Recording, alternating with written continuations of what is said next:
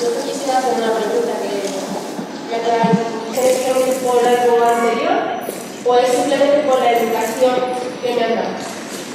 Yo pienso que la parte del nódulo de la tiroides tiene que ver con nuestra vida, que no es congénito. Lo que ocurre a veces es que las formas de educar se van transmitiendo de padres a hijos y se caen los mismos tipos de conflicto, no porque se herede a nivel físico, sino porque se hereda la misma forma de actuar, ¿no? Esa represión, ¿no? Pero el tema de la talasemia seguramente sí que es el otro caso, ¿no? Es una enfermedad de origen congénito donde hay un factor genético. Entonces tendríamos la combinación de los dos casos, ¿no? En una misma persona, ¿no? Y la de la genética puede resolver porque resulta que yo lo puse que en México he tenido la muerte del chico, ¿no? Pero también tiene solución resolviendo el conflicto. En el caso de las enfermedades congénitas, estas enfermedades no son por ningún conflicto de esta vida, sino más bien es una prueba que la persona elige antes de nacer. Entonces, normalmente es una enfermedad que acompaña a la persona durante toda su vida. Lo que tiene que aprender es un poco a saber convivir con esa condición, ¿no? Bueno, yo no sé qué puedo hacer esa parte del nódulo, que la talasemia sigue dentro, ¿no? Exacto. Gracias. A ti. ¿Sí? Ahora es un poco de Alzheimer. Puede ser, pues es una manera que hereda. Bueno, el Alzheimer muchas veces también tiene un origen emocional que tendría que ver con un conflicto donde una persona desea olvidar algo de su pasado. Bien porque es algo de su pasado le hace padecer, el recuerdo de algo que le ha ocurrido le hace padecer, o bien porque se arrepiente de haber hecho algo donde ha sido él el que ha hecho padecer. Y entonces su conciencia le remuerde y lo quiere olvidar. Como en ambos casos hay un deseo de olvidar, pues al final la enfermedad consiste en eso, en ir olvidando. Podría solucionarse resolviendo el conflicto, pero muchas veces lo que ocurre es que esto afecta a personas que son personas ya mayores, pues les resulta todavía más difícil el afrontar la resolución de conflictos, ¿no?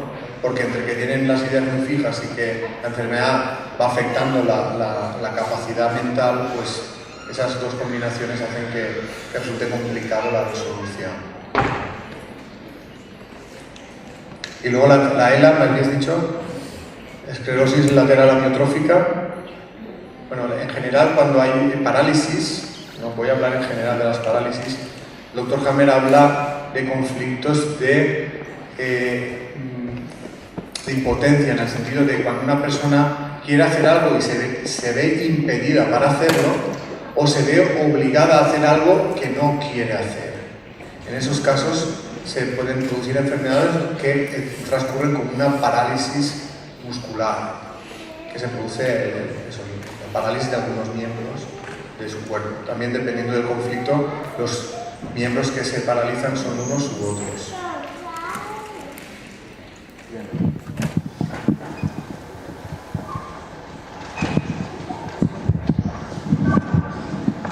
En el caso de un niño que sufre la pérdida momentánea y en estos momentos tiene una enfermedad, es como una cándida en la sangre, lleva como 7 años con este problema y lo he llevado a diferentes médicos alternativos, pero sigue con ese problema. Emocionalmente, ¿qué tendría que aprender? Tendría que buscar un terapeuta que le ayudara a comprender esa emoción que le provoca la enfermedad, o cómo tendría que hacerlo.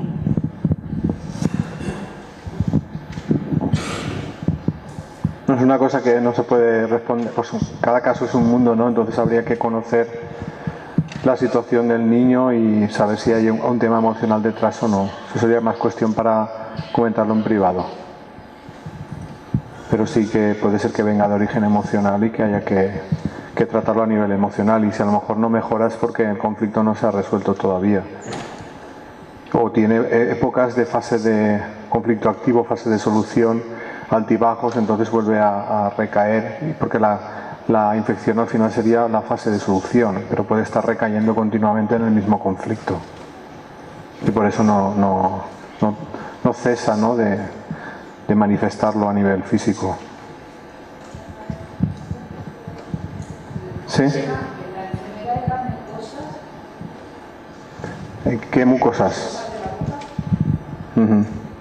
Es un poco complicado el decirlo así sin conocer el caso, ¿no? Pero sí que es cierto que muchas veces el órgano, la zona del cuerpo donde aparece, te dice un poco o te da la clave. Cuando una persona es un problema de la boca, puede tener algo que ver también con la expresión, el no hablar o el callarse, porque la boca también es el órgano del habla, ¿no?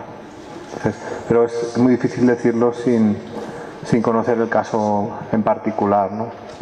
¿La apnea del sueño también estaría relacionado con el La apnea del sueño sí, muchas veces es como un efecto secundario de la persona que tiene dificultad para respirar. Entonces cuando está durmiendo, pues como que se le cierran las vías respiratorias y tiene esos problemas, ¿no? Suele coincidir que son personas que tienen asma, sí. ¿Perdón? Normalmente sí, miedo, ansiedad o angustia. Pues, ¿una pregunta más? Sí.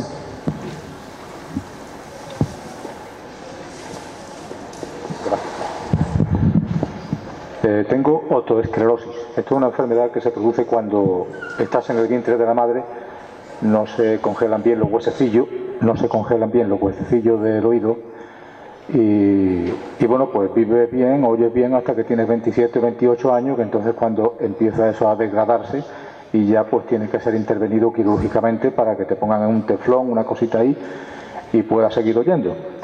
Entonces esto es una enfermedad pues que es congénita porque naces con ello, pero que no se desarrolla hasta los 28 o 29 años y bueno, pues vives con dificultades auditivas que te producen un cierto aislamiento de las personas.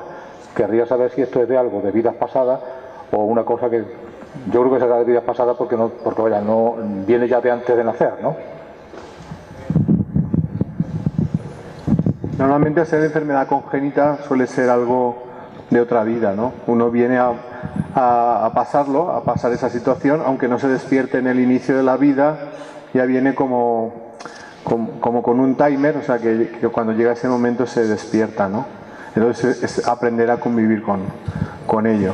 También es cierto que hay algunas enfermedades que se producen durante el proceso embrionario que son de origen emocional, sobre todo cuando hay un trauma en la madre que repercute en el hijo. No hemos hablado de eso, pero que sí que hay trabajos de investigación donde se ha observado que una depresión de la madre embarazada provoca un cambio a nivel epigenético en el hijo y esto provoca un síndrome, por ejemplo, problemas de diabetes desde el nacimiento. Entonces también hay que considerar la posibilidad de que haya enfermedades que se inicien por conflictos emocionales de la madre durante el proceso del embarazo, porque en ese momento el espíritu ya se ha ligado al bebé en gestación y percibe todo lo que la madre está percibiendo, incluso si eso no es querido, no es bienvenido o no, o sea, rechazo hacia él, o si la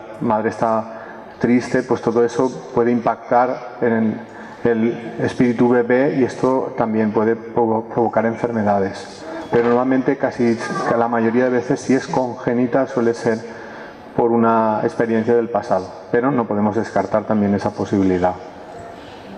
Eso muchas veces con una regresión se puede averiguar si es algo del periodo del embarazo o es algo de más atrás. Sería una técnica que se podría utilizar para averiguarlo, ¿no? Si queréis lo dejamos aquí. Muchas gracias a todos.